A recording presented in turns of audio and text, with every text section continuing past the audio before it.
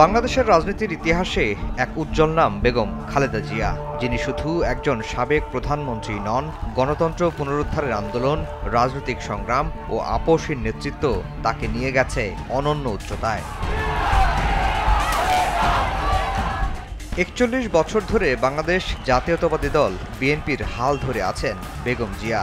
গৃহবধূ থেকে রাজনীতির মাঠ, দলকে আগলে রেখে প্রমাণ দিয়েছেন তার দৃঢ়তা।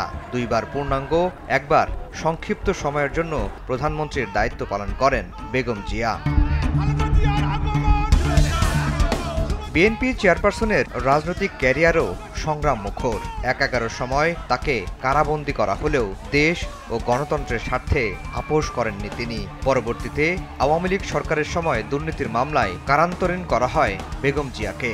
দলটির নেতারা বলে থাকেন, দেশ ও রাজনীতি ছাড়তে হবে, কারামুক্তির এই শর্ত দিলেও আপোষ করেননি তিনি।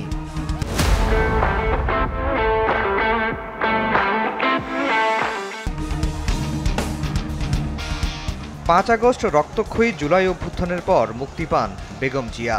এক্ষেত্রেও আপোষহীনতার প্রমাণ দেন বিএনপি চেয়ারপারসন।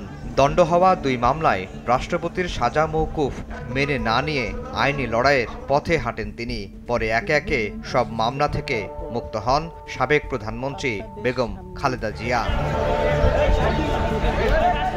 রাজনৈতিক বিশ্লেষকরা মনে করেন, দীর্ঘ রাজনৈতিক জীবনে নানা উত্থান পতনের মধ্য দিয়ে বেগম জিয়া হয়ে উঠেছেন এক প্রতীক, যিনি কখনো আপোষ করেননি নিজের বিশ্বাস ও দলের আদর্শের সঙ্গে।